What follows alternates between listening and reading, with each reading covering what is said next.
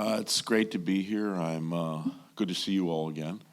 I'm very thankful to the good Lord for bringing me back to have this opportunity to work with these young guys. So, that being said, I'll take any questions you might have. Coach Hunter Bailey with the Charlotte Observer. What's the name again? I'm curious. It seems like you've had like a bit of a demeanor switch this year. Last year I think you were trying to talk about putting a ring fence around Charlotte, a lot of different things like that. What kind of has attributed to that in your second year as head coach with this team? About putting a ring fence around Charlotte? Demeanor, I would say, this time around. Well, It's a good question. First of all, I learned a lot last year. Made plenty of errors last year. But the key thing is try to learn from those. Probably was overly optimistic last year and set the bar too high. But that's how I'd answer that. Did that answer your question? Okay. Hey, we were able to really vet these guys. We were able to. What did you maybe learn about the transfer portal from that first year to this year?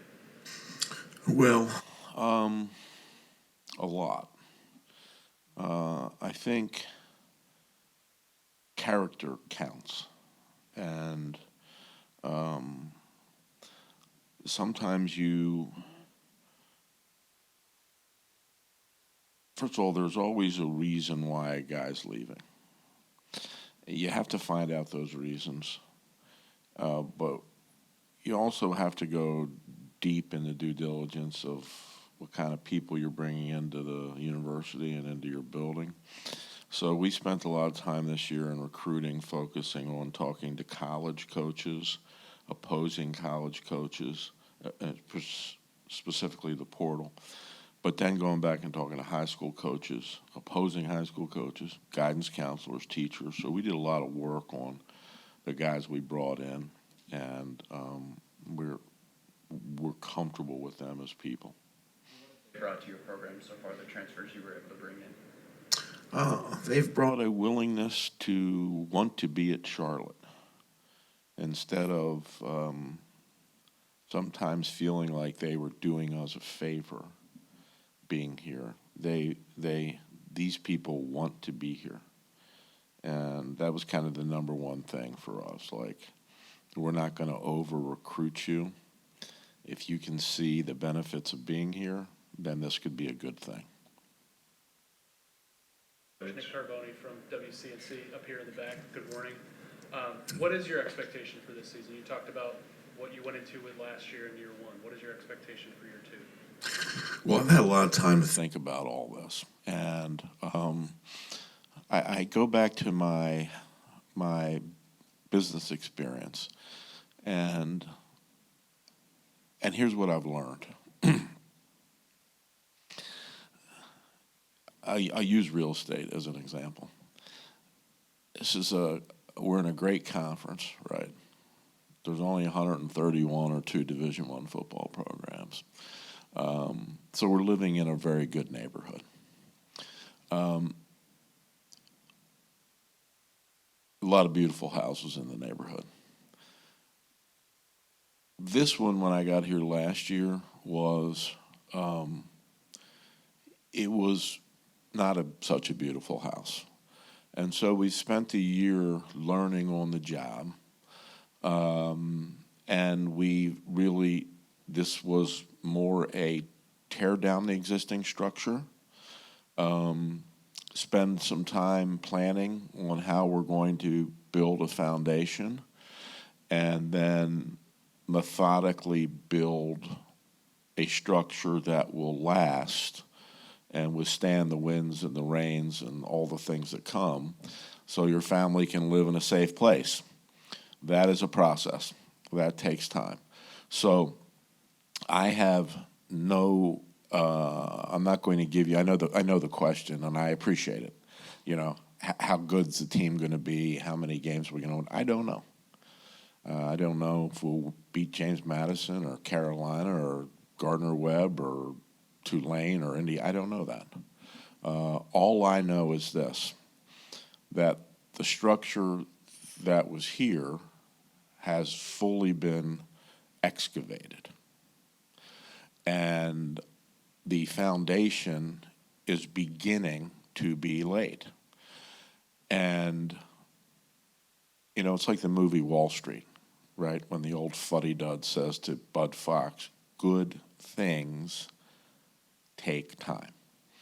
And I can tell you this, when I leave Charlotte, and I hope that's not for many years, when I leave Charlotte, there will be a great foundation and a house that can withstand all the elements. And again, that takes time. And I think the group we have in this building now is the foundation. And so what will that look like as far as expectations of wins and losses? That is a lot less important to me than doing the work. Coach Scott Fowler from the Charlotte Observer. Going off that analogy, every time anyone builds a house, there seems to be cost overruns and subcontractors that don't show up. What, not to dwell too much on last year, but what do you think you would have done differently if you had that one to do over again? And what more, if you could just talk a little bit more about what you've learned and what will be applied this year? How long do you have? I would have, I wouldn't have, look, if I could do it over again, I would have liked to have gotten here earlier in the recruiting cycle, but there's no way I was going to leave the team I was coaching. That's just not ethically, morally right. But Scott, I would say this to you. I wouldn't bring in so many kids from one high school program. It just creates a divide that is really hard to bridge. That's kind of the first thing. The second thing is I would have been, I spent time feeling my way along and making lots of mistakes and feeling my way along. I would have been more the kind of coach I was as a head coach before I went to Michigan as associate head coach, which was there are standards and expectations. They're not unreasonable, but they are standards and expectations, and you follow them. And this is a voting booth, and you can vote with your feet. So you either follow them or you use your feet to go into something called a portal. And no emotional vampires on the football team. We're just not going to tolerate that. But that goes on me, right? That starts at the top. And I think since December, there's probably been somewhat of a change on that. There's some young fellows in here that might be able to answer those questions when they get up here.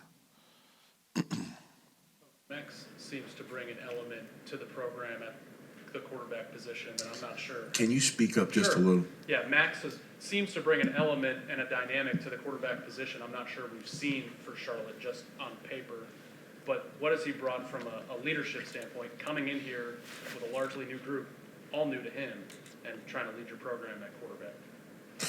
Okay, so the question's about Max's leadership skills. Max has innate leadership skills. You can learn leadership skills, but you basically either have the foundation for it or you don't. And he has that. He gained a lot of respect in the beginning from the players and the coaches because he didn't come in here like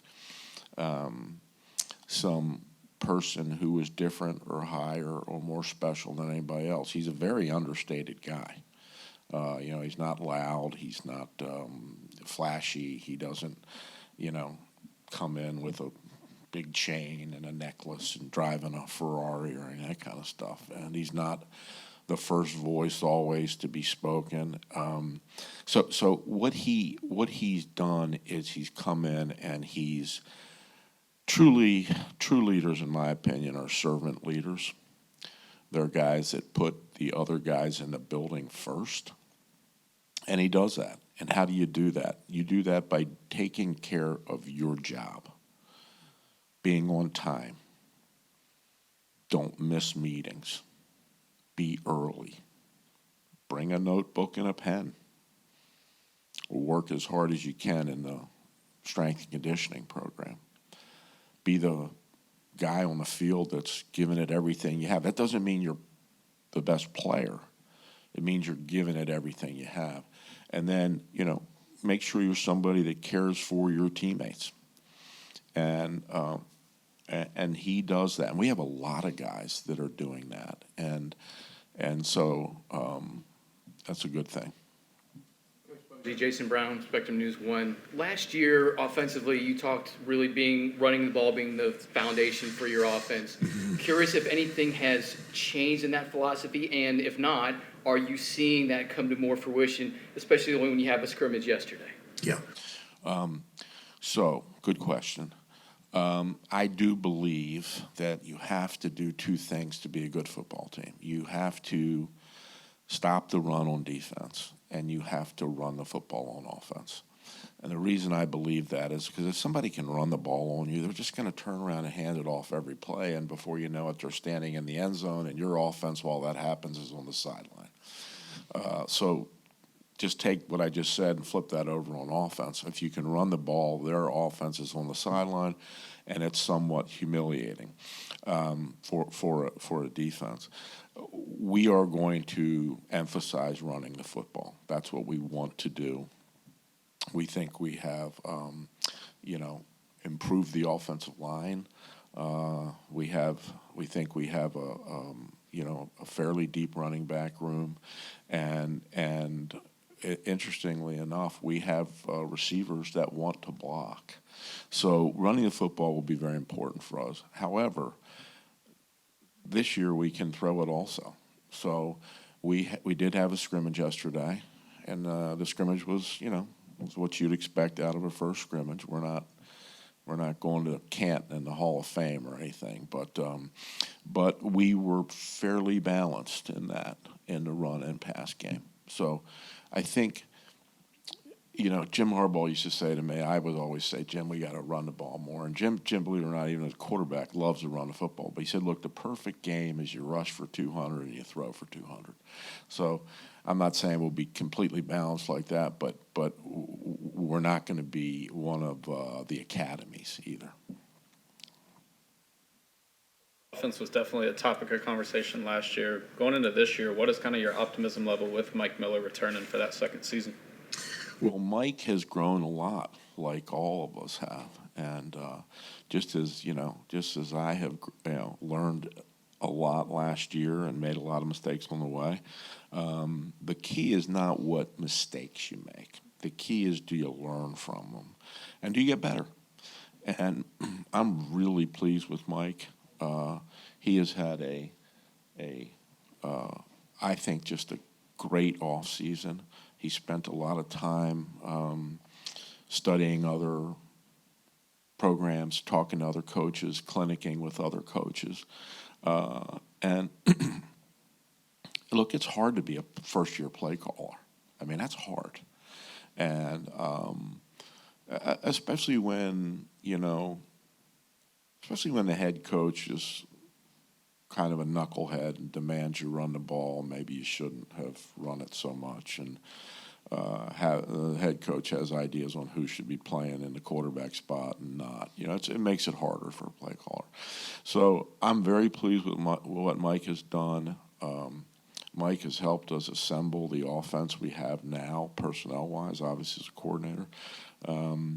And Mike is very bright. He's really bright.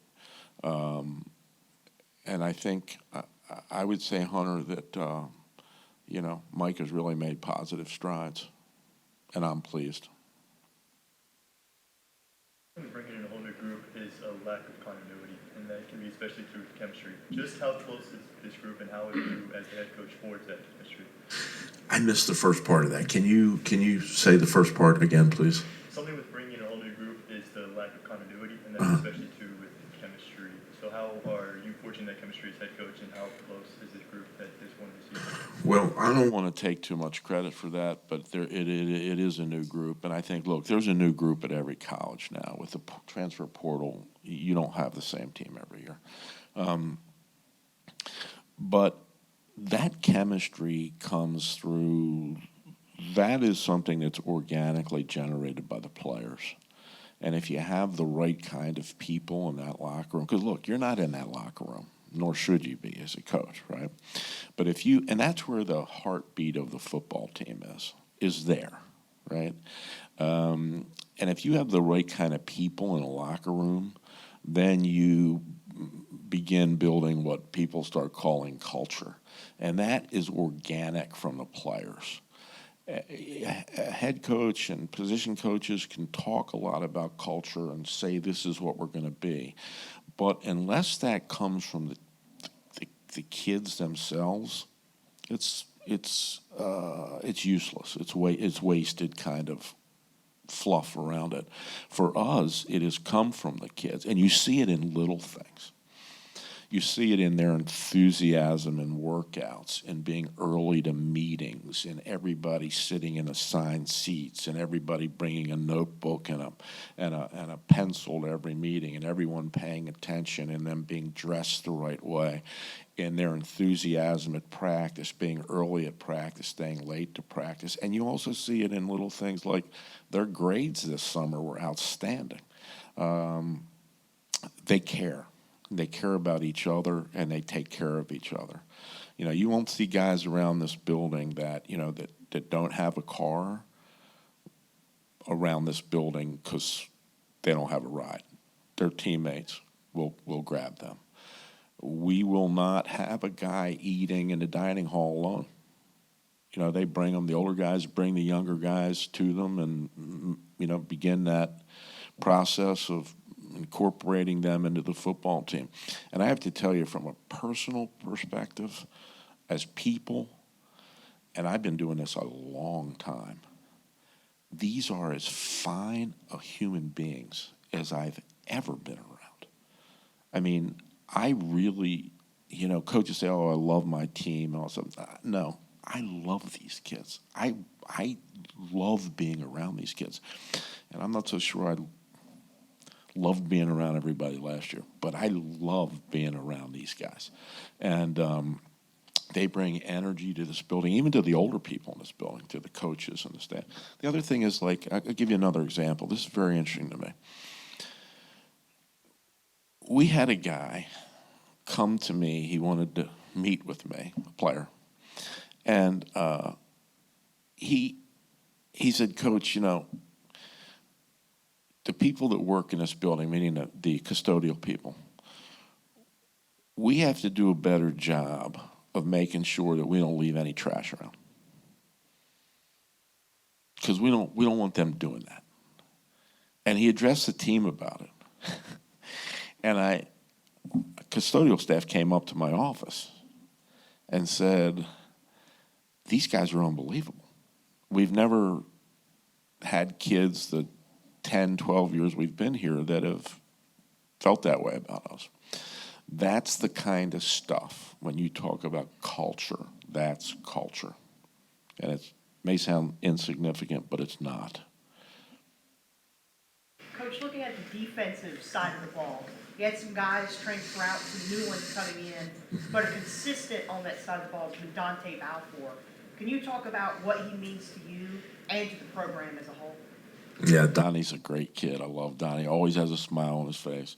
Always gives me a hug. He is an outstanding kid and bright-eyed, just a wonderful human being. As far as a player goes, Donnie is another guy that leads by example, and he has all the tools. You know, he's long, he's fast, has great feet, he can get in and out of his hips, he's got all that stuff. And you know, we're blessed to have a corner like that because corners are hard to come by, as you know. and we think we've got a real good one in Donnie. Think about the crowd here August 31st against JMU. What are your expectations for Niner Nation? Well, I would expect that they would all be here, and the seats would all be filled, and maybe then some, just like last year's opener. And I love the student section. I mean, they're just they're lunatics, and I love them. And I would actually hope that they would just take over that whole side of the stadium. You know, that would make me very happy. But I expect them. I expect them to turn out, and what I expect also is for our fan base to understand that this is a marathon and not a sprint, and be supportive of our kids and our program, and be a real fan base. And I'm not saying they're not; they are, but really just dig down deep and understand that they're helping us build something that, as I said before, is foundational and will last a while. But we need them. I mean, don't want to play in an empty place, right? Max, I'll start with you first. Hunter Bailey with the Charlotte Observer. Talking to you through some of the practices, media day, and then kind of seeing your game on the field, it seems like a switch flips between when you step between the white lines. I'm curious what goes into that for you and how fast does it happen? Yeah, I think a lot of it has to do with preparation and understanding what we can do as a team and what we can do as an offense, and just having confidence in my guys and myself and being able to go execute. Against Max, you've been around, you've seen a lot of different quarterbacks here. What is different about Max and what makes this offense go? Max bring a winning mentality to where, like, everybody's on the same point as him, and going against him every day in practice, it just bring our defense up. Like, we want to be on the same page. We want to, be able to stop Max because we know how good of a player Max is. So it just brings us up. Guess curious for both of you guys, you being the quarterback, you're the middle linebacker. When the rules are changed now, your coordinators can talk to you. How does that change you being able to check at the line of scrimmage, and same for you as on defense? I guess start with Max and then Prince. Yeah, I think having the comms in the head just adds another level of competitiveness with us in practice. Like, we're the generals of each unit, and being able to go and being able to hear of our coaches is huge, especially if you can execute and get to the line quick enough to be able to execute with the play clock. But just going and competing in practice with guys that are still wanting to compete and execute, like having the headsets is huge for them as well. So just bringing our level of play up is allowing us to compete at a higher level. So For me, it brings more like of a leadership role to put in me. Years before, we was like getting signal calls, like play calls from the sideline from our coordinator. Now, like, the coordinator talking directly to me, so it's like I have to make sure everybody on the defense is on the same page that I'm on. Like, it brings a whole lot of big leadership role. It'd be tough to be a transfer quarterback, but what are some ways you really sped up that chemistry building process with your teammates? yeah, going through spring is obviously a big challenge for any new football program, which, like Coach just said, a lot of new teams are all over the country. Everybody has a new team coming in with a new portal. So just being able to grow as players and friends and a unit as an offense and a team as brothers going through practice, going through workouts. I don't think there's a lot of things that you can do outside of doing that are going to make you closer together as teams and brothers pushing and working together. I think grinding and suffering is going to be one of the biggest keys of success for our culture and brotherhood as a team. So, Carboni from WCNC. Nice to meet you. Fans are excited. about you being here. I'm not sure they've seen somebody of your talent level and skill set play for the Charlotte 49ers at that position. How do you handle those expectations? Yeah, I think just being true to myself, just, understanding what I can do as a player and a person, and understanding that there's no expectations out there for me. I'm setting expectations for myself, and if I meet those and achieve those, then I'll be happy. Playing in the SEC, playing for a program like Florida. Just kind of going and understanding of what it takes to be a quarterback at the next level. Coming in from high school, obviously you think you know a lot, but coming in and developing as a quarterback and as a player was one of the biggest things that I took away from my time in Florida. Jason Brown, Spectrum News 1.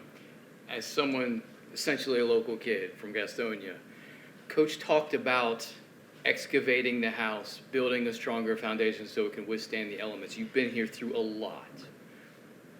I don't want to really get into that. I want to ask you about the importance to you, being from the area, of seeing Coach's idea through, building that strong foundation. What does it mean to you to be a part of this program and to walk away from it knowing, like, it's better than when I came in? Yeah, just being here, like you, as y'all know, Charlotte, since I've been here, we've been in one bowl game. Since then, we have yet to make it back.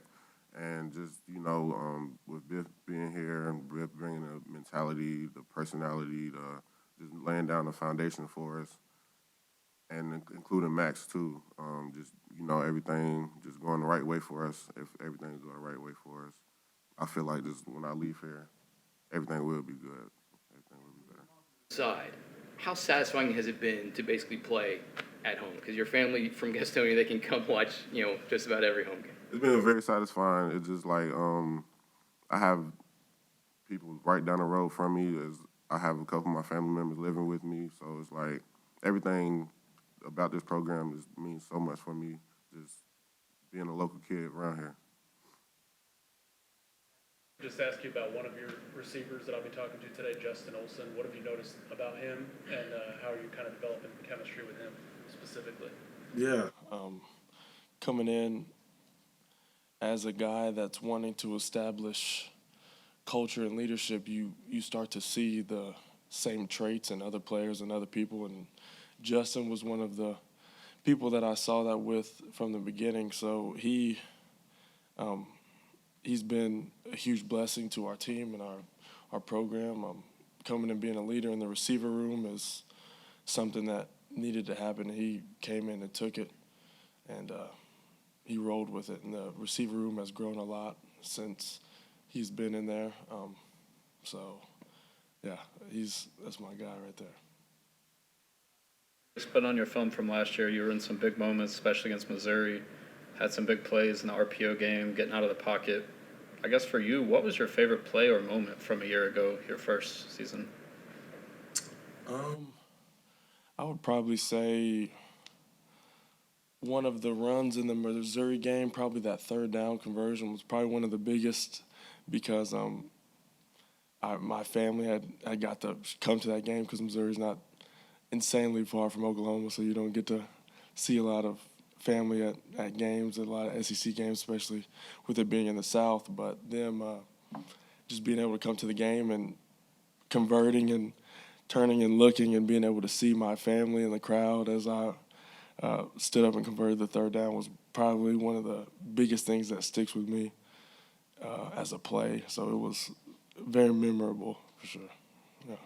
Here to Charlotte for any games this year? Yeah, they'll be making it to a few. Yeah, yes sir. Iconic Charlotte Observer. We talked back at Media Day about kind of stepping into this new role and being a leader and noticing how important a quarterback is to a university. And now through going through training camp a little bit, what are just some of the biggest things that you've been learning about yourself as a leader, especially being this young and now being around the guys and leading this group?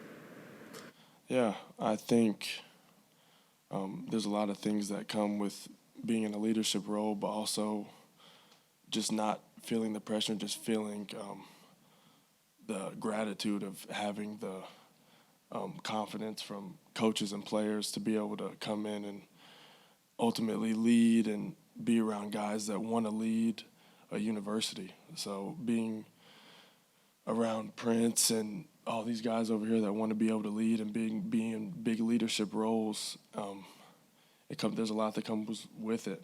So being leaders and faces of university is also a big thing for me, and I feel a lot of gratitude with that. Point out, you spent some time in Gainesville, and now you've been in Charlotte a little bit. How are you liking just being here? And again, like, you know, obviously what the school represents, it's a city, but how do you just like being in Charlotte and representing Charlotte? Yeah. It's been a lot of fun. I've enjoyed it. Coming in with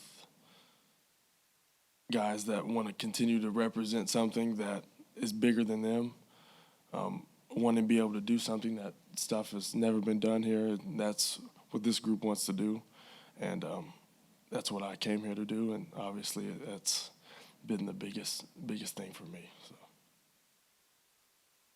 Linebacker room looks a little bit different last year. A couple guys moving on, some guys returning, some transfers. What, in your mind, you're stepping into leadership and role in that room. What are some of the new faces been like, and how's it been playing for Coach Martini again?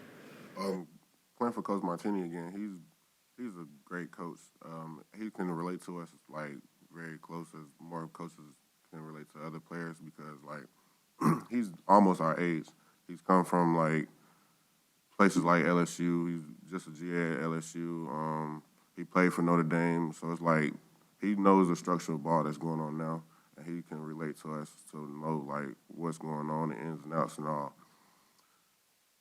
People stepping up in that room, like names like Reed Williford, Camden, and Burden, they're familiar faces that y'all may not seen a lot on the field, but they have been around, and they have been stepping up big in our room, to where like it doesn't make a difference of who's in that room or who have been in that room and who's left. So like you'll see a big change.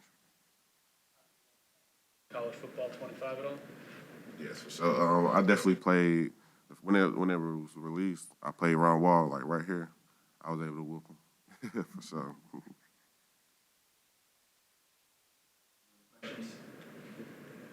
Prince, there's a lot of guys who set to step up on the defense, yourself included this year. Is there any guy specific that you're especially excited for heading into 2024? I'll probably be naming the whole defense, but okay, I can name. Let me name Stone Handy for sure.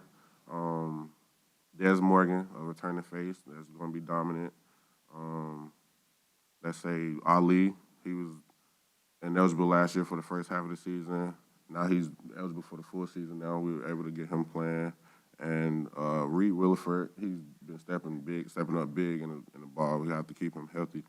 Who else? I'll probably be naming the whole defense if I was keep going for sure.